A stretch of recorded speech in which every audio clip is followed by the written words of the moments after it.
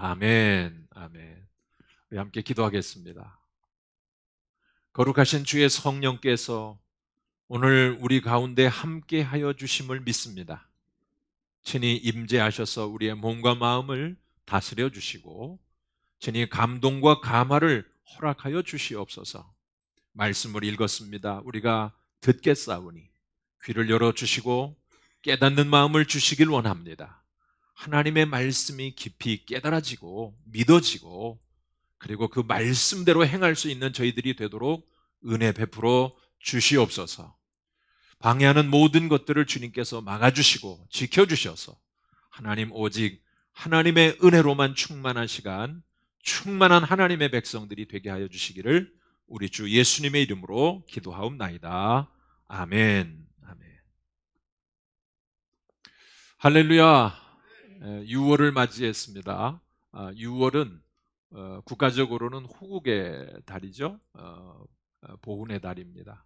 그리고 교회적으로는 2020년 6월에 우리 교회가 성령 충만한 제자라고는 그 주제를 가지고 성령에 관한 말씀을 한 달 동안 저와 여러분들이 함께 많은 은혜를 나누기를 원합니다. 저와 여러분들이 성령님을 아는 것이 얼마나 중요한 일인지 모릅니다. 여러분, 우리가 성령님과 깊은 사랑의 교제를 나눠야 됩니다. 믿습니까? 영의 존재에 대해서 알아야 되고요. 영적 세계에 눈이 떠져야 됩니다.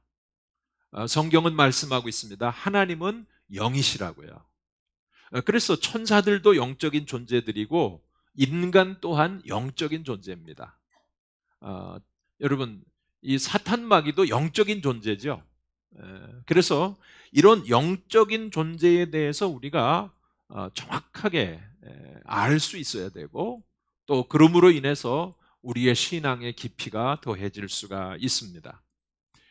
우리가 눈에 보여지지 않고 손으로 만져지지 않는 것들이 바로 영적인 것들이죠. 영적인 존재를 어떻게 우리가 눈으로 보겠어요?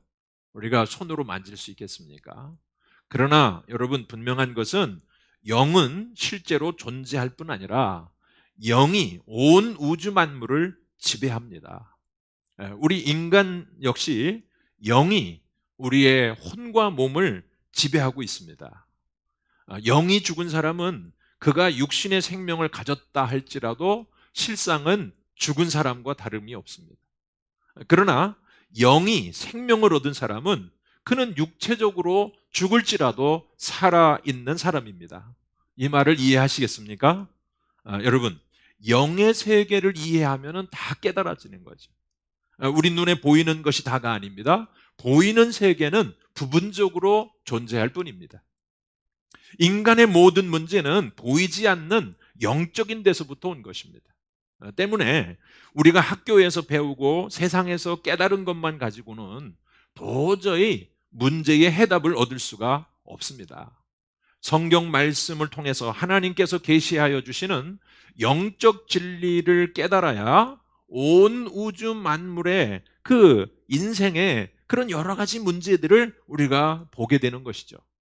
그래서 이 인생의 문제가 어디서부터 온지를 알 수가 있고 그 해답을 하나님의 말씀인 성경을 통해서 찾을 수가 있는 것입니다.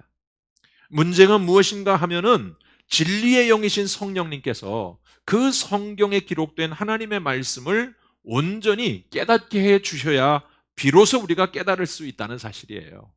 그래서 성령께서 우리 눈을 밝혀서 보게 하시고 우리의 귀를 열어서 듣게 하시고 또 우리의 마음을 열어서 깨닫게 해주시는 그런 은혜를 받아야 우리가 모든 삶의 문제로부터 자유로워지고 참된 행복한 삶을 누릴 수가 있는 것입니다. 할렐루야. 여러분, 행복이라는 게 뭐예요? 행복. 저와 여러분들이 하나님의 구원을 얻을 때 누리는 기쁨입니다. 행복이라고 하는 것은 예수 그리스도 안에서 영원한 생명을 얻어서 누리는 것입니다. 참 자유를 얻는 것입니다. 아무도 아멘을 안 하시네. 너무나도 중요한 말씀인데 여러분, 참 구원을 받으시길 바라고요. 자유를 누리시길 바라고요. 이것이 참 행복임을 믿으시길 바랍니다. 예, 이렇게 아멘 하시니까 너무 좋네. 여러분, 예수 그리스도 안에서 우리가 성령의 은혜를 받고 그 성령이 주시는 참된 자유를 얻으셔야 돼요. 자유라고는 게 뭐예요? 내 마음대로, 내가 원하는 대로, 내 생각대로 그냥 사는 게 자유예요? 아니에요. 그거는요, 오히려 죄의 종로로 타는 겁니다. 마귀에게 붙들린 사람은 자기 마음대로 하라고 마귀가 막 이렇게 쏙삭여요. 그래서 자기 마음대로, 자기 뜻대로, 자기 정욕대로 이렇게 살지만은 그거는 자유한 게 아니라 오히려 붙들려 있는 거고 종로로 타는 거예요. 참으로 그리스도 안에서 자유함을 얻는다는 것은 죄에서 자유한 것입니다. 온갖 정과 욕심에서 자유한 것입니다. 사탄 마귀로부터 자유한 것이에요. 이게 진짜 자유한 것이고요. 이런 자유를 우리가 누릴 때 행복한 것입니다. 예수 안에서 누리는 행복이라고 하는 것은 또 뭐가 있느냐? 여러분, 성령의 권능을 받아서 사는 것입니다. 성령의 권능을 받은 사람은 행복해요. 이 권능이라고 하는 것은 두 가지 측면에서 우리가 생각해 볼 수 있는데요. 하나는 무엇이냐면 바로 성령이 우리에게 임하셔서 바로 그 권능, 은사가 나타나는 것입니다. 바울 사도가 고린도전서 12장에서 9가지의 은사를 이야기했지만 사실은 성령의 은사는 더 광범위하고 더 깊습니다. 그래서 성령의 은사를 받은 사람들은 하나님이 주시는 그런 권세와 능력을 받아가지고 놀라운 일들을 행할 수가 있는 거죠. 그래서 죄 가운데에서, 저주와 사망 가운데서 말할 수 없이 곤란과 상처와 아픔 속에 살아가는 그런 사람들을 도와줄 수가 있는 겁니다. 그들이 구원을 얻을 수 있도록, 그들이 진리 안에서 생명의 삶을 살 수 있도록, 영적으로 성장할 수 있도록 그들을 끊임없이 돕고 사랑으로 섬길 수 있는 그런 힘과 능력, 이것이 바로 성령의 은사를 통해서 주시는 권능인 줄로 믿습니다. 얼마나 감사한 일입니까? 또 그뿐만 아니라 여러분, 성령의 권능이라고 하는 것은 성령의 9가지를 열매를 맺을 수 있는 능력을 말하기도 하는 것입니다. 바울 사도가 갈라디아서에서 이야기했죠. 성령의 9가지의 열매를 이야기했잖아요. 사랑, 또 여러 가지 열매들이 있는데 희락과 화평과 오래 참음과 자비와 충성과 온유와 절제. 이 9가지의 열매를 맺는다는 것은요, 하나님의 성품을 닮아가는 것이거든요. 그래서 우리가 하나님의 사랑을 내 사랑이 아닌, 인간적인 내 사랑이 아닌 하나님의 사랑의 능력을 힘입어서 사람들을 사랑할 수 있게 되는 거죠. 그 하나님의 그 성품을 닮아서 우리가 충성을 다할 수 있고, 또 절제할 수 있고, 온유할 수 있고, 오래 참을 수도 있는 거죠. 그래서 하나님의 성령의 능력 안에서 우리는 이렇게 하나님의 성품을 닮아갈 수 있을 때 우리의 삶이 거룩한 삶으로 성화될 줄로 믿습니다. 그렇기 때문에 저와 여러분들이 이런 성령 안에서의 삶을 살아가는 우리 자신의 삶을 우리가 경험할 때마다 우리 속에서부터 샘솟는 기쁨이 있는 것입니다. 누가복음의 저자는 예수님의 생애와 십자가의 죽음 그리고 부활까지를 이 누가복음에서 기록을 하고 그 후속편인 사도행전을 통해서 이제 그 성령님이 제자들에게 임하신 이후에 그 제자들의 삶과 사역이 어땠는가를 잘 보여주고 있습니다. 오늘은 그 사도행전의 가장 첫머리 1장의 그 부분을 같이 읽었는데요. 예수님께서 승천하시기 전에 제자들에게 당부하신 말씀을 기록을 하면서 그 제자들이 어떻게 성령을 받게 되었는지 소상하게 밝혀주고 있습니다. 여러분, 오늘 저와 여러분들이 함께 읽은 이 본문 말씀을 통해서 성령을 보내주시겠다는 그 예수님의 약속, 그리고 이것을 믿고 기도하면서 성령님이 임하기를 기다렸던 그 제자들의 그 모습을 통해서 우리가 귀한 교훈을 받기를 원합니다. 자, 오늘 본문 말씀을 보면은 저는 크게 두 가지로 이렇게 나누어서 같이 은혜를 나누려고 하는데요. 첫째 부분은 뭐냐면 하나님께서, 아버지께서 성령을 약속하셨다라고 하는 그 예수님의 약속의 말씀을 우리가 보게 되는 거죠. 여기 4절과 5절 말씀을 보십시오. 예수님께서 그의 제자들에게 뭐라고 말씀하십니까? 예루살렘을 떠나지 말고 내게서 들은 바 아버지께서 약속하신 것을 뭐하라? 기다려라. 이렇게 말씀하세요. 자, 여러분, 예루살렘을 떠나지 말고 내게서 들은 바 아버지께서 약속하신 것을 기다리라. 그런데 내게서 들은 바는 뭐고 아버지께서 약속하신 것은 뭘까요? 그 다음 구절에 나와요. 몇 날이 못 되어 성령의 세례를 받으리라. 아멘. 그렇습니다. 아버지가 약속하신 게 뭐예요? 예수님이 말씀하신 게 뭐예요? 결국 성령님에 관한 이야기예요. 그렇습니다. 저와 여러분들에게 오늘 우리에게 꼭 주님께서 알게 해주시는 부분이 뭐냐면 하나님의 성령을 오늘날 우리에게 보내주시기로 약속해 놓으셨다는 겁니다. 그래서 우리가 생각해 볼 때 첫째는 뭐냐면 하나님의 약속이 구약 성경에 보면은 많이 있습니다. 그런데 그 많은 말씀들 가운데 대표적으로 저는 이사야 선지자, 에스겔 선지자, 요엘 선지자를 통해서 약속하신 말씀을 우리가 잠시 살펴보았으면 좋겠습니다. 이사야의 예언이 예수님을 통해서 이루어진 것을 예수님은 누가복음 4장 17절 이하에서 말씀하시고 있거든요. 한번 성경을 찾아볼까요? 누가복음 4장 17절 이하입니다. 같이 읽어보겠습니다. 시작. 선지자 이사야의 글을 드리거늘 책을 펴서 이렇게 기록된 데를 찾으시니 곧 주의 성령이 내게 임하셨으니 이는 가난한 자에게 복음을 전하게 하시려고 내게 기름을 부으시고 나를 보내사 포로된 자에게 자유를 눈먼 자에게 다시 보게 함을 전파하며 눌린 자를 자유롭게 하고 주의 은혜의 해를 전파하게 하려 하심이라 하였더라. 아멘. 자, 여러분, 이렇게 주님이 말씀하신 이 부분은요, 이사야 61장 1절에서 3절 말씀을 그대로 예수님이 인용해서 그냥 읽으신 거예요. 그리고 나서 20절, 20절에 이렇게 말씀하시고 있거든요. 책을 덮어 그 맡은 자에게 주시고 앉으시니 회당에 있는 자들이 다 주목하여 보더라. 이에 예수께서 그들에게 말씀하시되 이 글이 오늘 너희 귀에 응하였느니라. 아멘. 그렇습니다. 예수님께서는 이사야 선지자를 통해서 하나님이 성령이 그 예수님 메시아에게 임하실 것을 예언했다고 하면서 메시아이신 예수 그리스도께서 성령의 기름을 받으시면 어떻게 하신다는 거예요?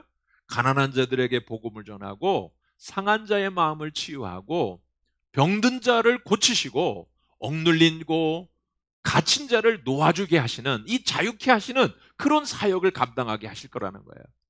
그 예수님은 그대로 행하셨지 않습니까?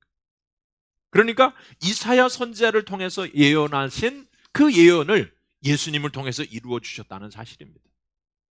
에스겔 선지자는 36장 26절 27절에서 이렇게 성령을 보내주시겠다라고는 그 예언의 말씀을 그렇게 전하고 있어요. 한번 보실까요? 36장 26절부터 했는데요. 두 절을 읽겠습니다. 시작. 또 새 영을 너희 속에 두고 새 마음을 너희에게 주되 너희 육신에서 굳은 마음을 제거하고 부드러운 마음을 줄 것이며 또 내 신을 너희 속에 두어 너희로 내 율례를 행하게 하리니 너희가 내 규례를 지켜 행할지라. 아멘. 그렇습니다. 에스겔 선지자를 통해서 예언하신 그 예언의 말씀이 뭐예요? 앞으로 하나님의 신이 뭐예요? 성령님을 말하는 거죠. 하나님의 성령을 보내어 주실 텐데 그 성령님이 사람들의 마음 속에 거할 거라는 거예요. 그래서 그 사람들의 마음 속에 성령님이 임하시게 되면은 그들이 주의 율례, 하나님의 말씀을 잘 지켜 행하게 될 거라는 겁니다. 그런데 예수님께서 이 말씀을 어떻게 이제 이루어진 것을 말씀해 주시느냐면 요한복음 17장 14장 17절에서 이렇게 말씀하시거든요. 그는 너희와 함께 거하시며 또 너희 속에 계시겠습니다. 여러분, 성령님은요 믿는 자들, 저와 여러분들의 심령 속에 우리의 몸에 들어오셔서 항상 내주하시는 분임을 믿으시기 바랍니다. 몸은 사람 몸속에 들어갈 수 없지만 영은 사람의 몸속에 들어갈 수 있는 거예요. 그래서 심지어는 마귀도, 더러운 귀신들도 사람들 속에 들어가서 자리 잡고 주인 노릇하고 사람들을 악한 길로 끌고 가는 거죠. 이 영적인 일이죠. 그러니까 성령님이 믿는 성도들인 저와 여러분들의 심령 속에, 우리의 육체 속에 친히 들어오셔서 우리 안에 내주하시고 항상 함께 계시고 항상 성령님이 우리와 교제를 나누시고 우리를 거룩하게 인도하심을 믿으시길 바랍니다. 그래서 바울은 고린도전서 3장 16절에서 뭐라고 얘기하느냐면, 너희는 너희가 하나님의 성전인 것과 하나님의 성령이 너희 안에 거하시는 것을 알지 못하느냐. 우리 몸이 뭐라는 거예요? 성전이라는 거예요. 어떻게 우리 몸이 성전이 된 겁니까? 하나님의 성령이 우리 안에 들어와 계시기 때문에 하나님이 계신 우리의 몸이 성전이 된 것이다 라고 그렇게 전하고 있습니다. 세 번째로 우리가 선지자 요엘의 예언을 보면은요, 요엘서 2장 28절에서 이렇게 예언하고 있어요. 그 후에 여호와의 영을 만민에게 부어주실 것이며 자녀들은 장래일을 말할 것이고 늙은이들은 꿈을 꾸며 청년들은 환상을 보게 되리라. 그런데 이 말씀을 베드로 사도가 인용하고 있습니다. 한번 읽어보겠습니다. 사도행전 2장 16절인데요. 사도행전 2장 16절 이후에 이 요엘 선지자의 예언을 어떻게 인용하고 있는지를 잘 보십시오. 시작. 이는 곧 선지자 요엘을 통해서 말씀하신 것이니 일러스되 하나님이 말씀하시기를 말세에 내가 내 영을 모든 육체에 부어주리니 너희의 자녀들은 예언할 것이요 너희의 젊은이들은 환상을 보고 너희의 늙은이들은 꿈을 꾸리라. 그때에 내가 내 영을 내 남종과 여종들에게 부어주리니 그들이 예언할 것이요. 아멘. 여러분, 이 요엘 선지자의 예언이 예수 그리스도가 부활하시고 승천하시면서 제자들에게 오순절에 성령의 강림하시는 사건으로 응답되었다는 거예요. 할렐루야. 여러분, 그래서 성령의 시대가 열린 줄로 믿으시기 바랍니다. 그때부터 지금까지 성령의 시대입니다. 하나님의 성령께서 믿는 우리 모든 성도 여러분들에게 이렇게 임하셔서 우리 가운데 거하시고 우리 안에 충만하셔서 우리를 거룩하게 하시고 우리로 믿음으로 승리하게 하시는 줄로 믿습니다. 이렇게 예수님은 아버지께서 약속하신 것이라고 하는 것을 이렇게 사실은 우리에게 보여주시고 있는 거예요. 두 번째는 뭐냐입니까? 예수님 자신이 또 약속하신 거죠. 특별히 복음서 가운데 요한복음 14장에서 16장에 있는 말씀을 읽어보면 아주 성령님에 대해서 자세하게 가르쳐 주시는 것을 볼 수가 있습니다. 예수님은 성령님을 또 다른 보혜사라고 그렇게 말씀하시고 있어요. 요한복음 14장 16절에 보니까 내가 아버지께 구하겠으니 그가 또 다른 보혜사를 너희에게 주사 영원토록 너희와 함께 있게 하시리라. 그렇게 말씀했어요. 또 다른 보혜사. 이 보혜사라고 하는 것은 파라클레토스라고 하는 말인데 그게 곁에서 도와주는 분이라 그런 뜻이에요. 이 곁에서 도와준다는 말이 내 옆에 계시다는 뜻이 아니라 항상 나와 함께 계신다는 뜻입니다. 여러분, 성령님이 우리와 같이 계신 것이 얼마나 유익한 일인지를 예수님은 뭐라고 이야기하시냐면 내가 너희를 떠나는 것이 오히려 너희에게 유익하다. 이렇게까지 말씀하셨어요. 네. 그래서 주님은 육체, 사람의 몸을 입고 이 땅에 오셨던 분이기 때문에 예수님은 부활하시고 승천하셔서 하나님 보좌 우편에 계시지만 그 대신에 누굴 보내세요?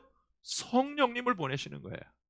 그래서 성령님의 역사는 모든 믿는 사람들 가운데에서 함께 하셔서 역사하시는 겁니다.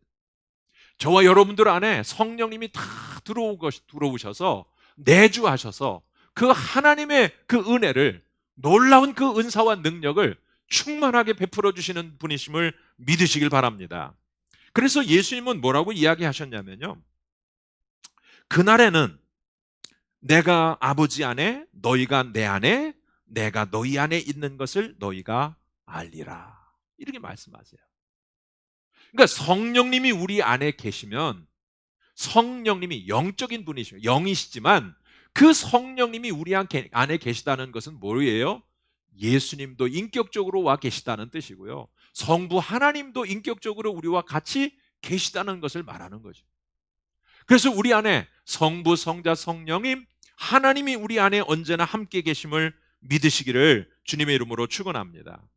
오늘 본문에서 예수님은 이렇게 약속하시면서 이제 제자들에게 너희가 성령의 세례를 받을 것이다 이렇게 말씀하셨고, 또 성령의 권능이 너희에게 임할 것이다 이렇게 말씀하셨거든요. 굉장히 중요한 말씀이에요.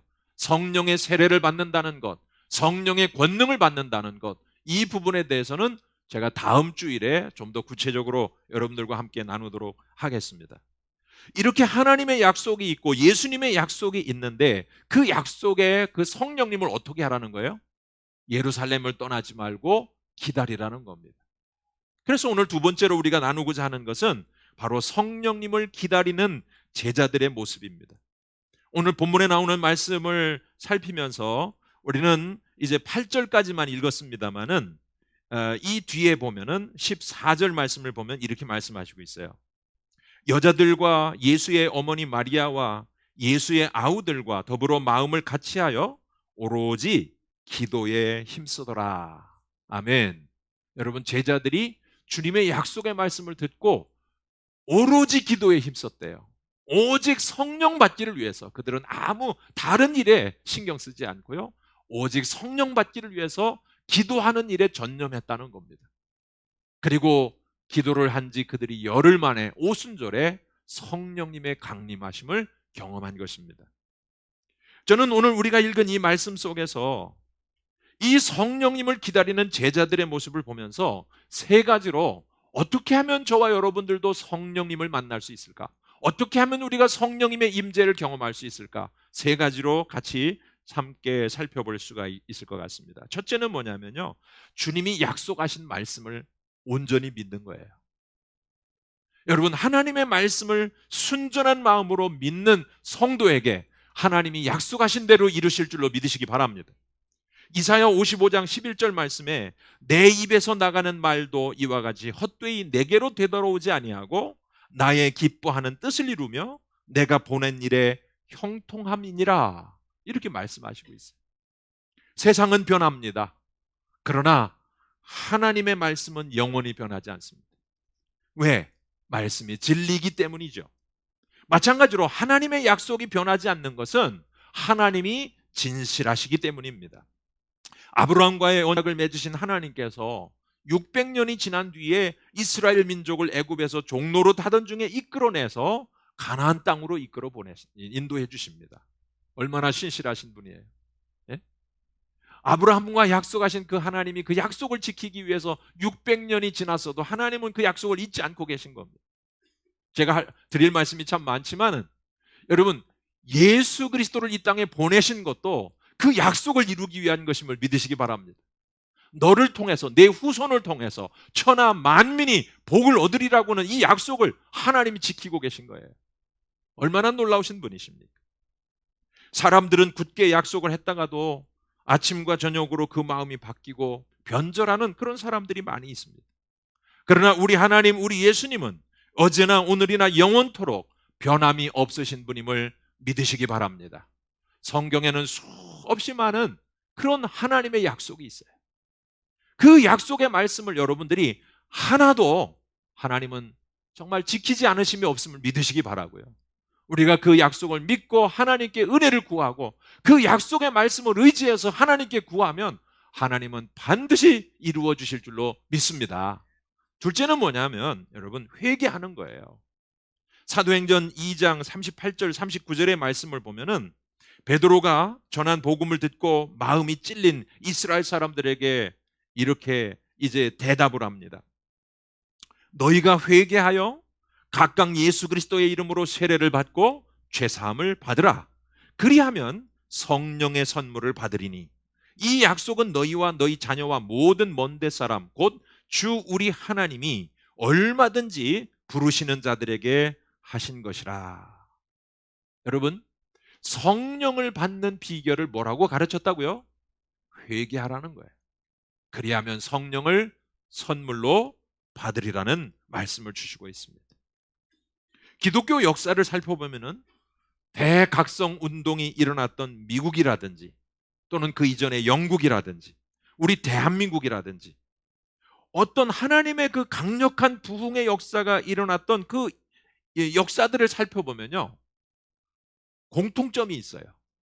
그것은 뭐냐면 사람들이 하나님 앞에서 자신의 죄악을 깨닫고 철저하게 회개하는 역사가 일어났다는 겁니다. 네? 그 말씀 앞에, 하나님의 성령의 임재 앞에서 그들은 회개하고 자복하는 그런 역사가 일어났어요. 여러분, 하나님의 성령의 역사가 아니고는 회개하는 일도 일어날 수가 없어요. 그런데 그 성령을 받기 위해서도 먼저 회개하라고 베드로는 그렇게 말씀하고 있는 겁니다. 이게 무슨 뜻일까요? 여러분, 마중물과 같은 거예요. 마중물. 네? 펌프에서 이 저 땅속에 있는 그 물이 올라와서 펑펑 쏟아지게 하려면 마중물이 필요하잖아요. 네, 물을 집어넣고 막 펌프질을 하면 어때요? 그 압력으로 이렇게 저 속에서부터 물이 올라오죠. 그때부터는 이 마중물, 한 바가지의 마중물은 아무것도 필요가 없는 거죠. 마찬가지로 저와 여러분들이 하나님의 약속의 말씀을 믿고 하나님 앞에 내가 지은 죄악을 회개하면서 하나님 앞에 내 모든 더럽고 취해진 이 모든 것들을 비우는 것입니다. 씻어달라고 요청하는 것입니다. 그렇게 간절한 마음으로 하나님의 은혜를 구하는 거예요. 그러면 그때 성령님이 임하시면서 우리 안에서 회개의 영을 부어주시고 우리로 하여금 완전히 뒤집어지도록 철저하게 우리 하나님 앞에 우리의 모든 죄악된 것, 허물진 것, 이 악한 것을 토해놓도록 성령님의 강한 역사가 일어나는 것이죠. 예수님을 인격적으로 만나고 정말로 내가 얼마나 큰 죄인인지를 깨달았을 때 여러분, 회개하고 또 회개하고 또 회개하고 그러면서 주님이 주신 은혜가 얼마나 놀랍고 큰지 감격과 감사 속에서 그렇게 정말 주님을 만나고 그 은혜 속에서 살아가는 성도들이 많이 있지 않습니까? 그래서 성령의 은혜를 구하는 사람들에게는 오늘 베드로가 그렇게 가르쳐 준 것처럼 하나님 앞에 우리 자신의 죄를 먼저 통회하고 자복할 수 있는 그런 귀한 시간을 가져야 되는 것입니다. 마지막 세 번째는 무엇입니까? 여기 오늘 제자들이 행했던 것처럼 전적으로 기도하면서 성령님의 임재를 기다리는 것입니다. 예수님께서 승천하신 뒤에 제자들은 한 곳에 모여서 성령의 임재를 기다리며 기도하는 일에만 힘을 썼다고 오늘 본문에서 말씀을 하고 있지 않습니까?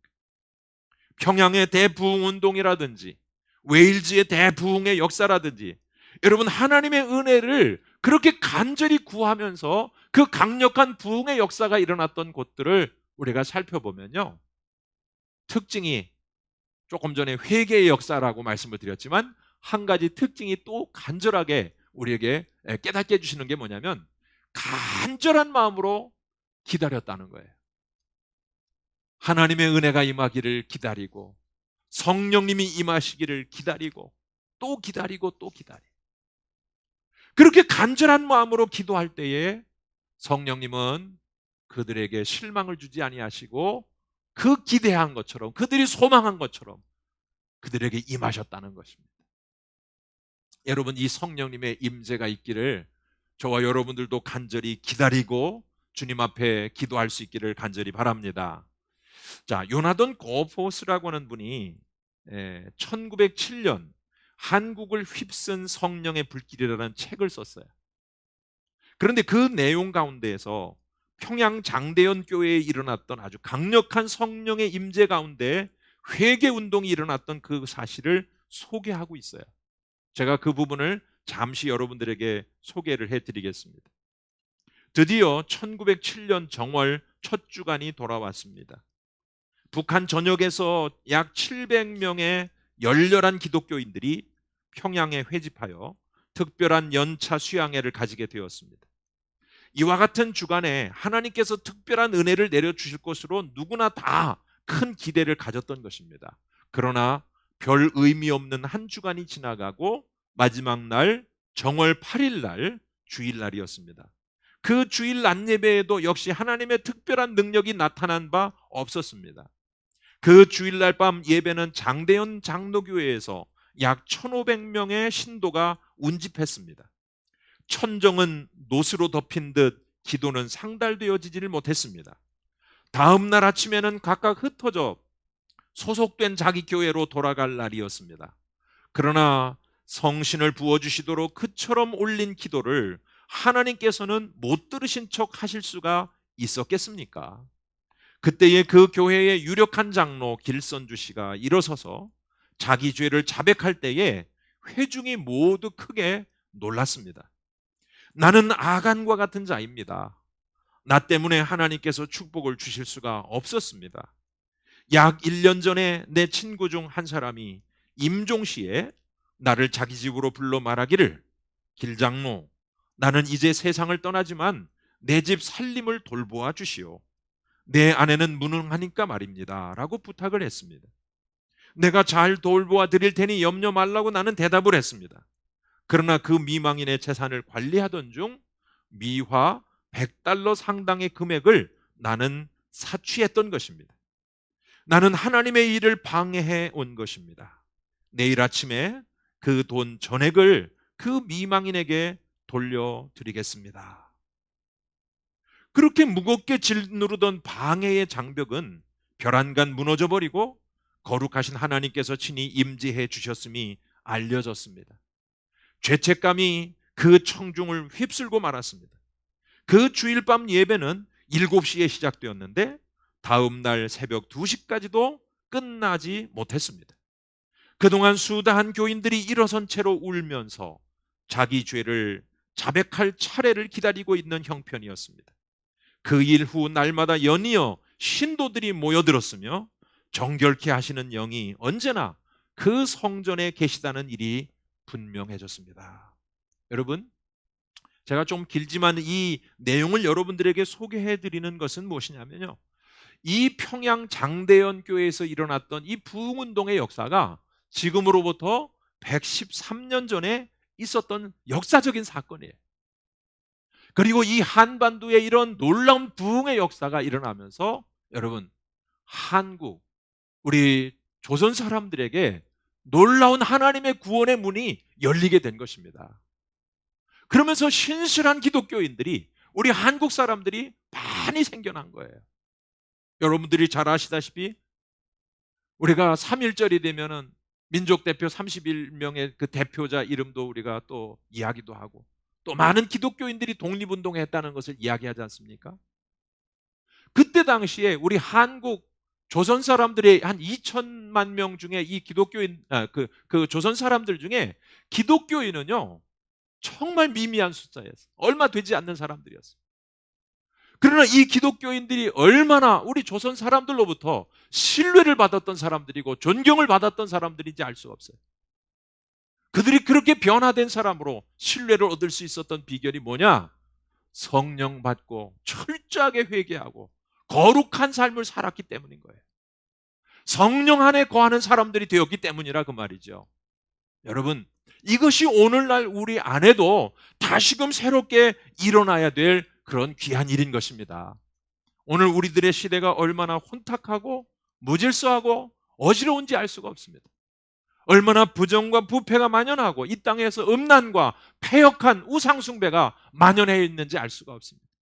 기독교는 오히려 무기력하고 무능한 그런, 그리고 사람들로부터 삿대질을 당하고 비난을 당하는 그런 종교로 이렇게 기독교는 퇴조하는 모습으로 보여지고 있습니다. 그러나 여러분, 우리 하나님은 이 교회를 그대로 내버려 두지 않을 것입니다. 이 교회를 새롭게 할 것입니다. 우리 한국교회를 주님은 놀랍게 새롭게 쓰실 것입니다. 이 일을 위해서 성령을 부어주실 것입니다. 저는 그렇게 믿습니다. 이번 6월 한 달 동안에 우리가 성령에 관한 말씀을 같이 들으면서 또 말씀을 읽으면서 저와 여러분들에게 하나님의 성령이 강력하게 임할 수 있기를 주의 이름으로 축원합니다. 우리 장대교회 안에 하나님의 강력한 성령의 기름 부으심이 일어나기를 주의 이름으로 축복합니다. 그래서 우리가 예수님의 그 약속하신 말씀, 하나님의 약속하신 말씀을 내게 주신 말씀으로 믿읍시다. 그리고 우리가 회개하고 자복하는 그런 기도를 드립시다. 그리고 성령님이 임하시기를 위해서 우리 모두가 기다릴 수 있는, 함께 모여서 기도하고 개인적으로는 골방에 들어가 기도하면서 성령님을 이제 임재를 기다릴 수 있는 우리 모두가 되기를 원합니다. 이때 하나님의 놀라운 부흥을 새롭게 경험하는 귀한 축복이 있을 줄로 믿습니다. 다 함께 우리 찬양을 드리시고 통성으로 우리 함께 기도하겠습니다. 마지막 날에 찬양합니다.